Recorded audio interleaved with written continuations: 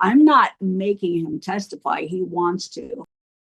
Things just got a whole load worse for Meghan Markle because her sister Samantha ain't going anywhere, with new headlines in the US about this bombshell new court battle taking place next month. So, Sam is with me today on Outspoken. We will discuss this in just one moment, but this is what the New York Post is reporting. Meghan Markle is gearing up for yet another legal bout with her half-sister Samantha Markle, the Post can confirm. The Duchess of Sussex emerged victorious in early 2023 after Samantha had sued her in federal court in Florida for allegedly making demonstrably false and malicious statements about her to a world audience during a sit-down interview with Oprah Winfrey. Samantha filed the $75,000 lawsuit after the 44-year-old told Winfrey that she grew up as an only child during her and Prince Harry's bombshell March 2021 interview. However, documents obtained by the Post show that the hearing will now take place on September the 9th in Jacksonville, Florida. The Post has reached out to Meghan's reps for comment. Prior to her 2023 filing, Sam had previously filed her libel lawsuit against Meghan in late 2022, 2 years after the Sussexes quit royal life and moved to the US. But Rob Shooter has new reporting on this, revealing that actually Meghan Markle has been left livid, that Sam just won't go away. The headline, Duchess fumes as Samantha Markle drags her back to court and back into the spotlight. Rob Shooter writes, Meghan Markle is done playing nice. Sources tell Shooter Scoop the Duchess of Sussex is absolutely livid that estranged half-sister Samantha Markle has revived her defamation lawsuit, forcing Meghan back into a courtroom and back into a headline-making family feud she wants nothing to do with. She's furious, says an insider. She's tried to move on with her life. Samantha's obsessed. She just won't go away.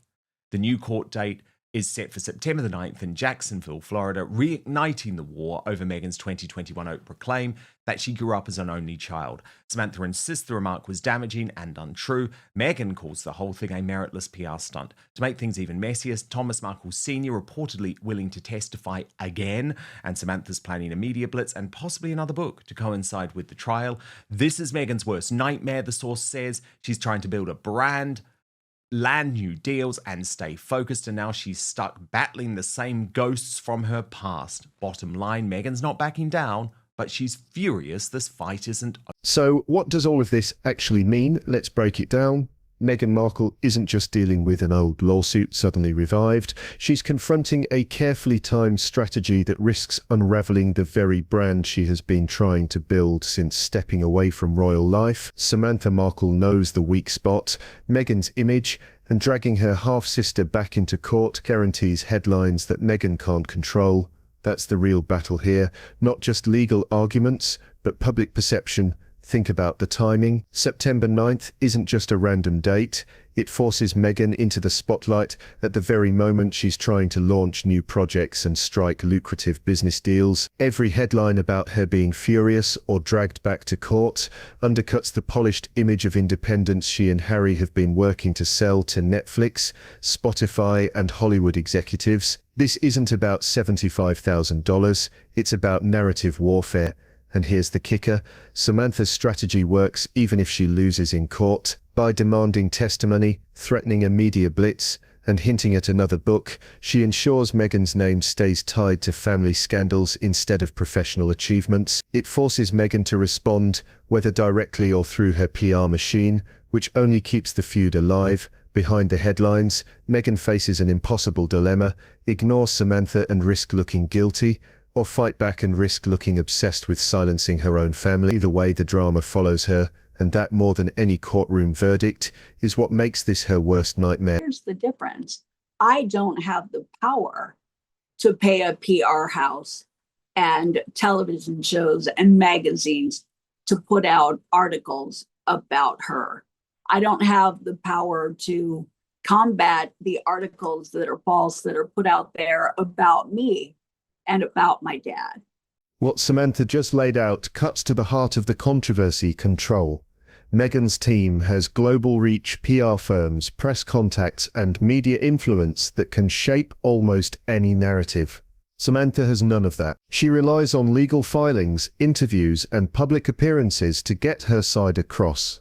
That imbalance is exactly why this fight has spiraled so dramatically. When Samantha talks about fake news PR and orchestrated headlines, she's accusing Meghan of weaponizing her public image to silence family critics. It's not a light accusation. In fact, it suggests that glossy article, every sympathetic documentary, might be part of a coordinated effort to erase inconvenient voices. That allegation, true or not, hits at Meghan's credibility in a way money can't fix.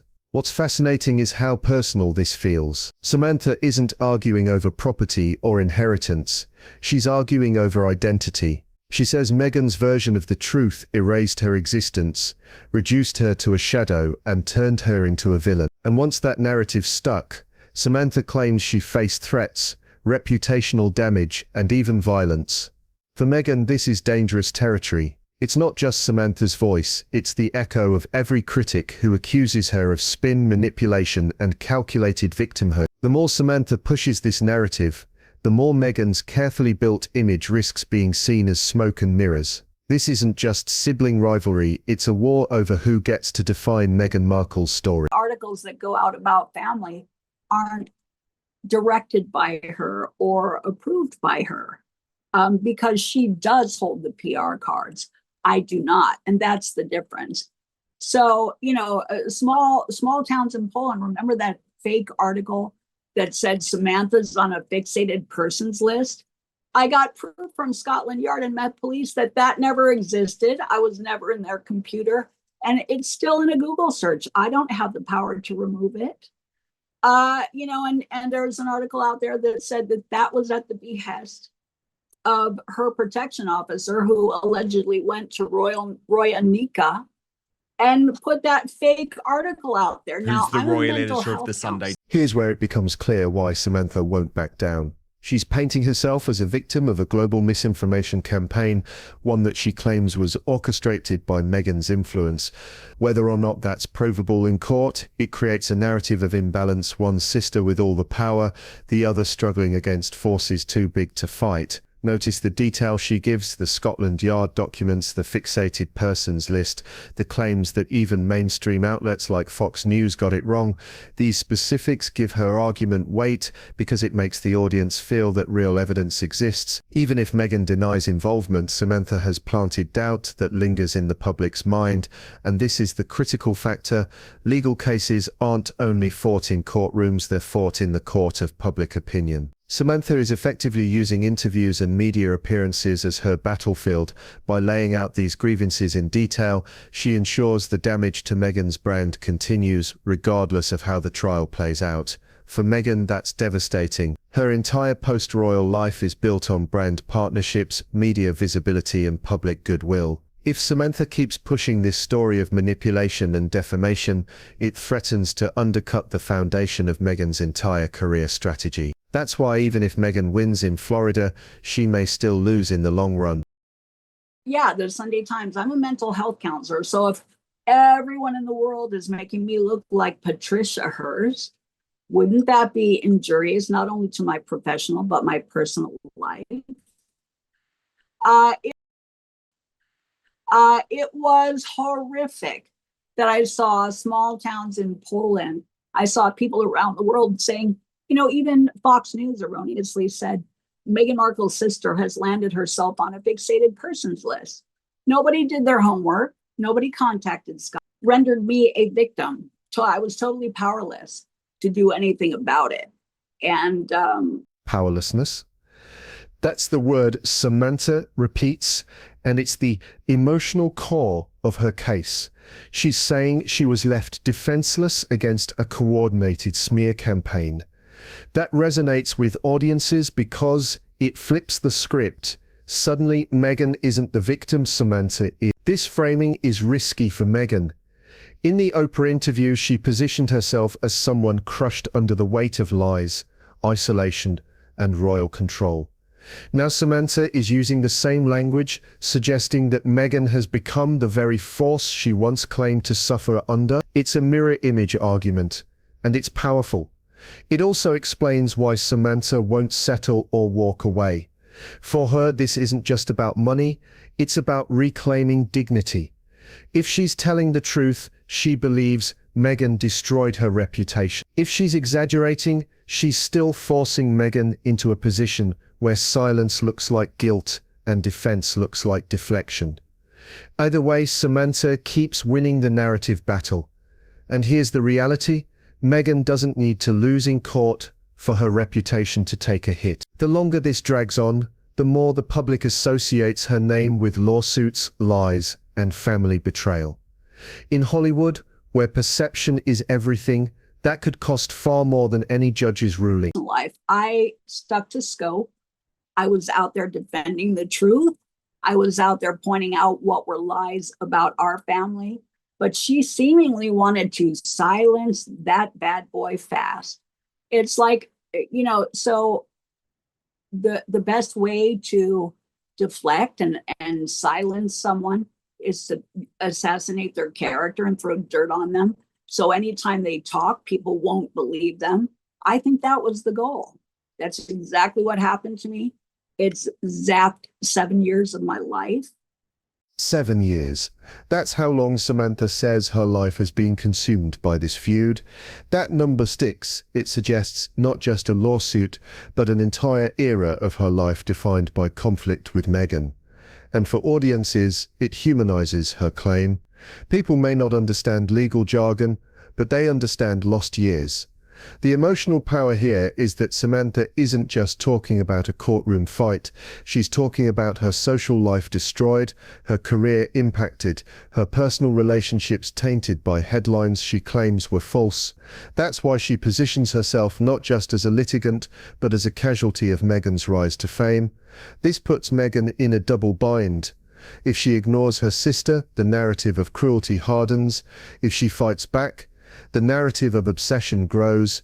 That's why this battle feels endless, because no outcome fully resolves the reputational damage. And the wider context matters too. Meghan and Harry left royal life to escape the tabloids, but here she is dragged back into them through family conflict. Every headline about this trial reminds the world that Meghan's biggest obstacle isn't Buckingham Palace, it's her own bloodline. And here's where the entire spectacle reaches its climax, because the case isn't about wrinkle creams or product ads, it's about legacy. Meghan wants to be remembered as a global humanitarian, a Hollywood power player, a woman who rose above royal constraints. Samantha wants to ensure that before history writes Meghan's name in stone, the other side of the story is carved in two. This is why September's court date feels like more than a legal proceeding. It's a stage. On one side, Meghan, fighting to protect her carefully crafted image. On the other, Samantha, determined to drag family secrets, personal grudges, and unanswered questions into the spotlight. For Meghan, the stakes couldn't be higher. Every deal she's chasing, every brand she's partnering with, hinges on perception. If Samantha convinces the world that Meghan silences her critics through manipulation, then Meghan risks losing what she values most: control of her story. And that's why this trial isn't just about who wins or loses, it's about who walks away owning the narrative. If Meghan can bury this feud quietly, she moves forward untouchable. If Samantha keeps the story alive, Meghan's image may never fully recover. One thing is clear: when family wars play out on the world stage, no one escapes without scars.